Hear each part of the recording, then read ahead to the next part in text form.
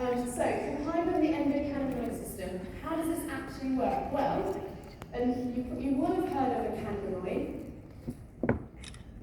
There are other purposes of cannabinoids that we're not really going to focus on today. But there are two types.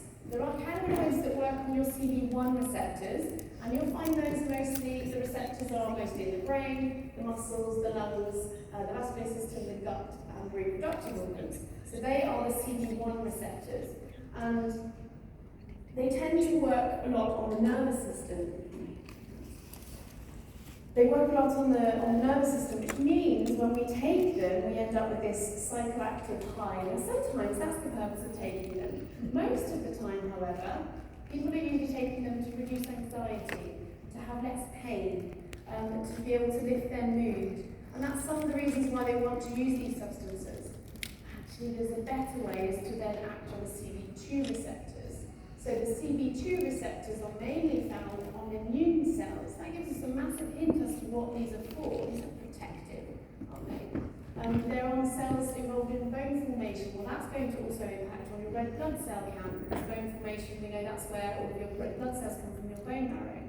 And we also know that they're related to bone breakdown, so the osteoclasts are also linked to the CB2 receptors. So why do we want to know this? Well, guess which one Copaiba acts on? I know some of you will know this. It acts on CB2 receptors. And so this is much, much more effective because we're not getting a psychoactive impact. And we're having a much more direct impact on your immunity. And if you can support your immunity, so many issues can be resolved if your immune system is working correctly, because it's involved in pretty much every body system, because everything needs repair, doesn't it? We're not talking just viruses and bacteria, it's repair as well.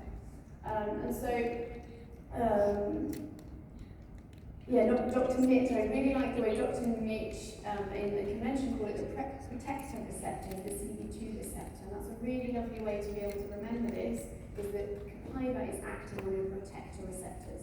And so it's able to have that protective impact, whether it's for your immunity. So you'll notice the red blood actually, we're not even talking about immunity here, we're talking about a deep blue stick, which is helping you with that.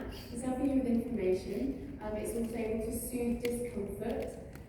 It's able to support joint aches as well. And so these are some of the things that we can do with Copaiba. Now, I know some of you have seen this. This is alpha-pinene found in helichrysum.